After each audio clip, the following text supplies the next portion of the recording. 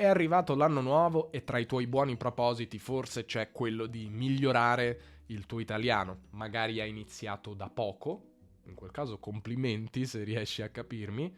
Magari invece vuoi continuare a imparare, vuoi dedicare più tempo ed energie alla lingua, vuoi raggiungere il livello intermedio o persino il livello avanzato. In questo video voglio parlarti di 5 principi che hanno aiutato me, hanno aiutato tantissimi studenti e credo aiuteranno anche te a raggiungere i tuoi obiettivi linguistici, a mantenere alta la costanza e a non desistere dopo le prime 2 settimane di gennaio, quando la motivazione inizia a calare. 5 macro principi, più che tecniche specifiche, che a mio modo di vedere sono davvero importanti quando si vuole imparare una lingua e che tutti i migliori studenti di italiano o di altre lingue che ho conosciuto da quando faccio questo lavoro e ho questa passione conoscono molto bene e sanno applicare nel loro apprendimento. Io mi chiamo Davide e questo è Podcast Italiano, un canale per chi impara l'italiano. Attiva i sottotitoli se ne hai bisogno. Ricorda che la trascrizione integrale di tutto quello che dico, con glossario, si trova sul mio sito podcastitaliano.com. E come sempre ho preparato un PDF che riassume tutti i principi di questo video. Ma questa volta non è un semplice PDF, è un vero e proprio workbook che ti aiuterà a fissare i tuoi obiettivi linguistici per il 2026. Scaricalo, rispondi alle domande per iscritto e tienilo a portata di mano per consultarlo durante le tue sessioni di studio. Questo è il mio consiglio. Infine, se scarichi il PDF, avrai anche in omaggio una copia del mio ebook gratuito Come raggiungere il livello avanzato in italiano. Se questo è il tuo obiettivo per il 2026, sono sicuro che questo ebook ti potrà dare una mano. Ti lascio il link in descrizione, ma puoi anche scansionare questo codice QR. Andiamo! Il primo punto che vorrei affrontare è capire il perché. Perché vuoi imparare o migliorare l'italiano? Hai un obiettivo? Che cosa ti piacerebbe fare con l'italiano? Come ti immagini la tua vita futura con l'italiano? Vuoi andare in Italia per la prima volta e parlare italiano con le persone? Vuoi incontrare i tuoi lontani parenti italiani? Vuoi approfondire la cultura italiana? Vuoi semplicemente impararlo per tenere attiva la mente? Ecco, capire il perché fai qualcosa è secondo me un aspetto molto importante da tenere a mente, perché soprattutto nei momenti di difficoltà, nei momenti inevitabili in cui la motivazione inizia a mancare, a venire meno, ricordare a se stessi perché si sta facendo qualcosa di difficile e che alla fine per molti di noi e di voi non è essenziale, no? Perché è un hobby, beh, è un grande carburante per la nostra motivazione. Il mio amico e poliglotta straordinario Luca Lampariello consiglia di fare un esercizio di visualizzazione. Visualizza mentalmente, no? Con gli occhi della tua mente, una scena legata all'italiano, alla tua futura vita, quando saprai l'italiano o lo saprai parlare meglio. Puoi immaginare, per esempio, di essere con i tuoi amici in Italia, magari a Roma o qualsiasi città tu voglia visitare, mentre chiacchieri con loro in italiano. Magari state passeggiando per le strade del centro, state prendendo un gelato, state parlando di un argomento che vi appassiona, non so, l'antica Roma, o che ne so, magari siete a una mostra d'arte e state discutendo del vostro pittore preferito. Oppure, che ne so, sei con i tuoi parenti italiani e riesci per la prima volta a parlargli in italiano, cosa che magari hai sempre sognato di fare, o magari semplicemente ti immagini di leggere il romanzo che hai sempre voluto leggere in italiano. Insomma, qui devi essere tu a riempire questa tela, a usare la tua creatività per pensare a un'immagine positiva, stimolante, motivante che funzioni per te, che ti ricordi perché stai facendo lo sforzo di imparare l'italiano. Magari puoi persino scriverti questa scena da qualche parte, su un quaderno, su un documento digitale. Nel PDF abbiamo lasciato uno spazio dove potrai farlo. E ogni volta che ti metti a imparare l'italiano, magari dedica qualche secondo, giusto qualche secondo a rivivere questa immagine con la mente, soprattutto nei momenti in cui, come dicevo, la motivazione scenderà, diminuirà. Può sembrare una stupidaggine, ma la visualizzazione è una tecnica utile e che ha dei fondamenti scientifici. Imparare una lingua è un'attività che richiede molto tempo, costanza e disciplina. Una lingua non si impara in un giorno, né in una settimana, né in un mese, a meno che tu non voglia imparare giusto le basi per fare magari un video virale tipo I learned Italian in 2 days o 2 weeks. Ecco, dimenticatelo però, non è realistico. Ora, se vuoi fare grandi passi in avanti in italiano, devi far sì che diventi un'abitudine. E creare un'abitudine non è facile. Ora, probabilmente hai già creato un'abitudine di studio se sei in grado di capire questo video, che è la cosa più difficile. Dunque, complimenti. Ma se vuoi migliorare e raggiungere livelli sempre più alti, dovrai dedicare sempre più tempo all'italiano, perché ogni livello linguistico richiede più ore di studio, di apprendimento. E quindi i consigli che ti darò adesso, le idee su cui riflettere, secondo me, potranno aiutarti a rafforzare questa abitudine che magari probabilmente hai già, soprattutto nei momenti in cui sarà più difficile mantenerla alta. Ecco, quando si parla di abitudini, io consiglio sempre alcune delle regole del libro Atomic Habits di James Clear. Una regola che mi piace molto è rendilo ovvio. Cioè l'italiano deve essere visibile, deve essere evidente, deve essere sotto i tuoi occhi attraverso l'ambiente in cui vivi, ambiente fisico, ma anche ambiente digitale. Cioè l'italiano deve essere visibile nella tua vita. E mi riferisco per esempio a un libro che posizioni in un punto strategico, per esempio sul comodino o vicino al letto, in modo che lo vedi, non è nascosto. Oppure mi riferisco, per esempio, se usi un'app o ascolti un episodio del mio podcast, ecco, puoi fare in modo che sia il più facile possibile da trovare sul tuo telefono, sia l'applicazione sia il mio podcast, insomma, senza dover cercarlo ogni volta. Di nuovo, fai sì che quel manuale sia ben visibile, magari sulla scrivania dove lavori. Se usi una piattaforma online, non lo so, magari mettila nei preferiti del tuo browser davanti ai tuoi occhi. Puoi anche impostare un promemoria a un'ora precisa della giornata, così non devi affidarti alla memoria o alla forza di volontà per iniziare a studiare. Ecco, studiare l'italiano deve essere ovvio, insomma, e non qualcosa che ti ricordi di fare. Un altro consiglio molto utile è pianificare non solo quando studierai, ma anche dove. Per esempio, ascolto un podcast in italiano, magari podcast italiano, tutti i giorni alle 8 di mattina mentre vado al lavoro, oppure studio italiano 30 minuti sul divano dopo cena. Associare l'italiano a un momento preciso, a un luogo o un'attività precisa dove ti trovi oppure che fai durante la tua giornata rende molto più facile trasformarlo in un'abitudine. Un'altra regola in parte collegata è rendilo semplice. Che significa? In pratica deve essere facilissimo iniziare. Più ostacoli ci sono, più possibilità ci sono che rinunci, che lasci perdere. Per questo è importante guardare la tua routine e chiederti che cosa rende l'apprendimento dell'italiano fastidioso o scomodo per me. Può essere, per esempio, dover andare fisicamente in un posto, magari una scuola, per fare lezione, prendere la macchina o i mezzi, oppure dover superare, non lo so, 1000 piccoli ostacoli di vario genere per poter entrare nella modalità di apprendimento. Ricordare una password, dover cercare un'app, ecco, entrare in modalità apprendimento deve essere semplice. Rimuovi tutti gli ostacoli e fai sì che iniziare sia molto semplice. Un tipo di attrito quando si imparano le lingue è anche quello che chiamerei decisionale, cioè il fatto di dover decidere ogni giorno che cosa fare e avere troppa scelta, avere l'imbarazzo della scelta, come diciamo. Oggi ascolto un podcast o guardo un video? Faccio grammatica oppure leggo? Sembra una cosa piccola, ma in realtà stanca molto il cervello e ci porta alla cosiddetta paralisi dell'indecisione. E più decisioni devi prendere, più è probabile che alla fine tu non faccia niente oppure salti da un'attività all'altra in maniera confusionaria. Per questo è molto meglio decidere prima, una volta sola, e non pensarci più, magari la sera prima oppure la domenica per tutta la settimana successiva.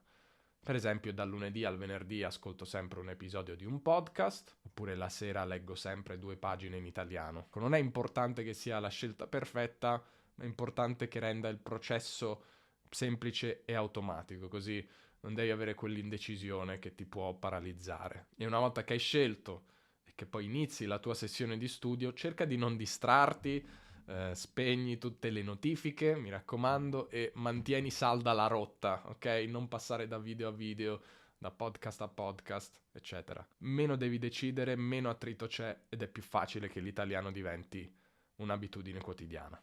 E a proposito di rendere le cose più semplici e rimuovere gli ostacoli, questa settimana abbiamo lanciato una promozione che si chiama Anno Nuovo 2026. All'inizio era riservata agli iscritti alla nostra newsletter, ma abbiamo deciso di estenderla anche a chi ci segue sul canale YouTube, fino però al 21 gennaio 2026.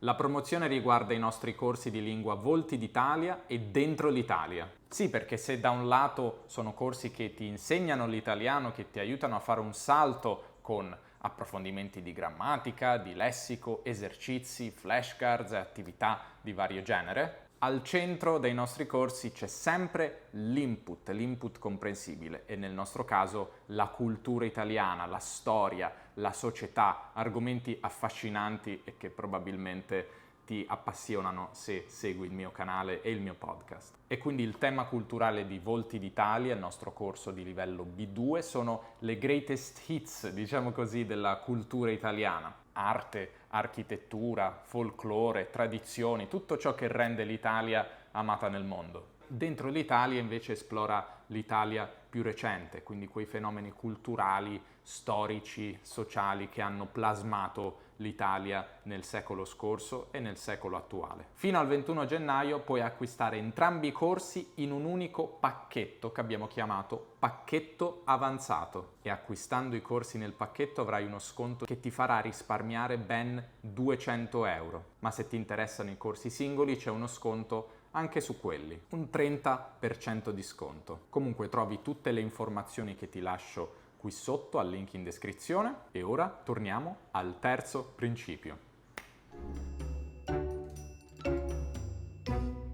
Ora veniamo ad alcuni principi più specifici su come imparare l'italiano e le lingue.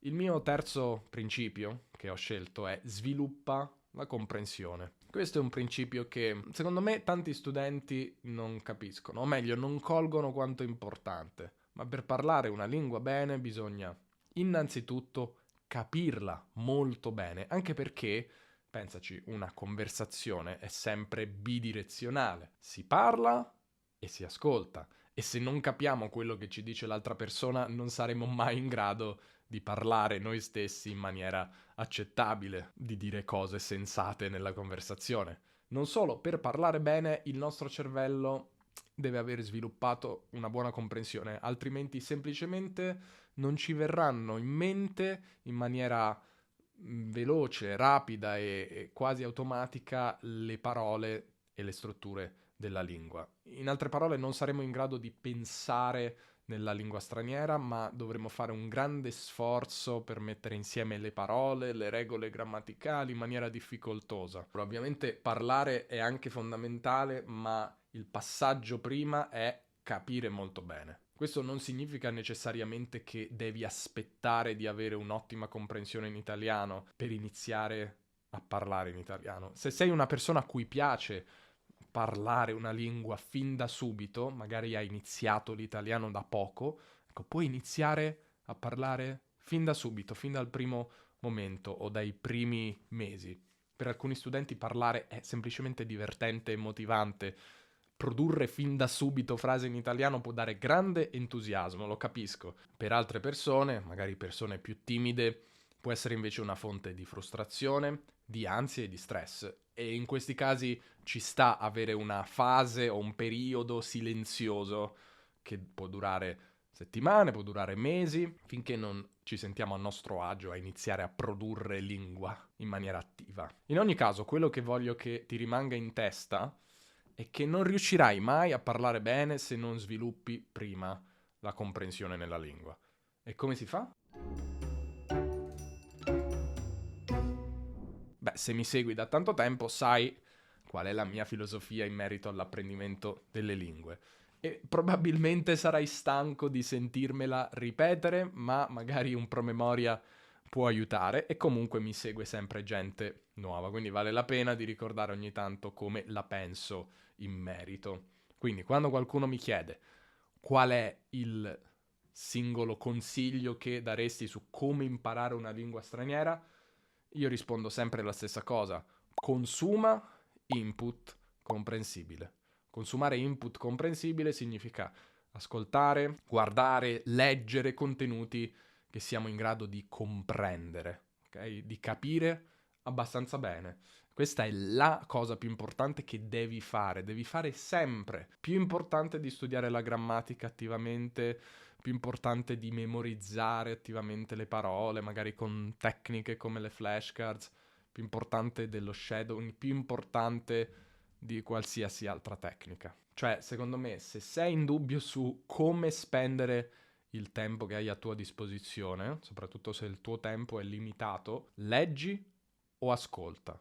O guarda anche qualcosa di visivo, che significa ascoltare e leggere se stai usando i sottotitoli. Con input mi riferisco a video YouTube, podcast, io ne ho creati un po' negli anni, trovi tutte le mie risorse su podcastitaliano.com, ma anche ovviamente la radio, articoli di giornale, libri, ma anche commenti sui social, commenti su YouTube o su Instagram, sotto gli articoli di un giornale online. Quanto a video, podcast, Instagram, ovviamente puoi iniziare con contenuti per studenti, come magari sono i miei contenuti, e poi, quando ti senti abbastanza a tuo agio, passare anche a contenuti per madrelingua, che all'inizio saranno un po' più difficili, ma dipende sempre dalla tua situazione, da che lingue conosci, qual è la tua lingua di partenza, se parli lingue simili all'italiano e altri fattori. Comunque ogni minuto della tua giornata in cui riesci ad avere l'italiano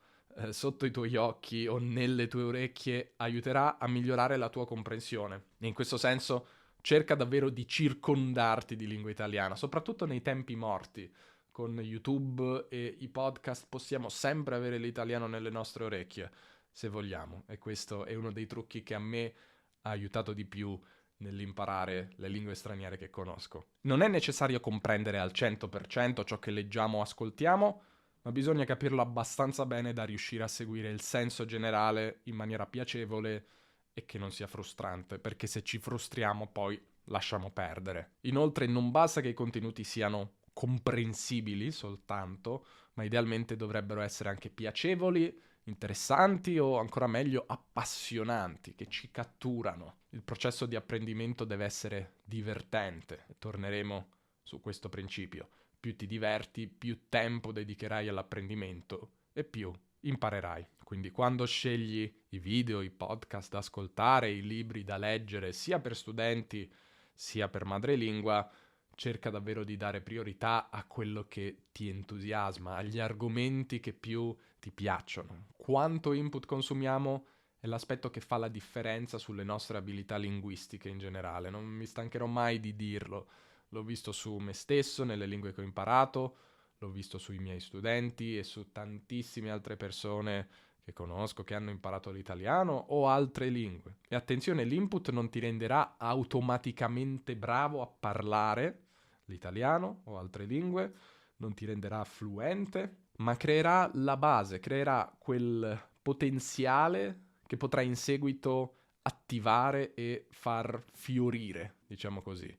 E se a un certo punto, quando deciderai tu, inizierai a parlare sempre di più, sempre più spesso in italiano, e ho dedicato questo video a come fare, soprattutto se capisci molto bene ma parli male, ecco, il fatto di aver consumato moltissimo input sarà un enorme vantaggio che ti permetterà di raggiungere un livello di padronanza attiva che nemmeno ti immagini. Cerca di rendere l'apprendimento il più possibile piacevole. Nella vita facciamo già tante cose perché dobbiamo farle, per necessità o per obbligo.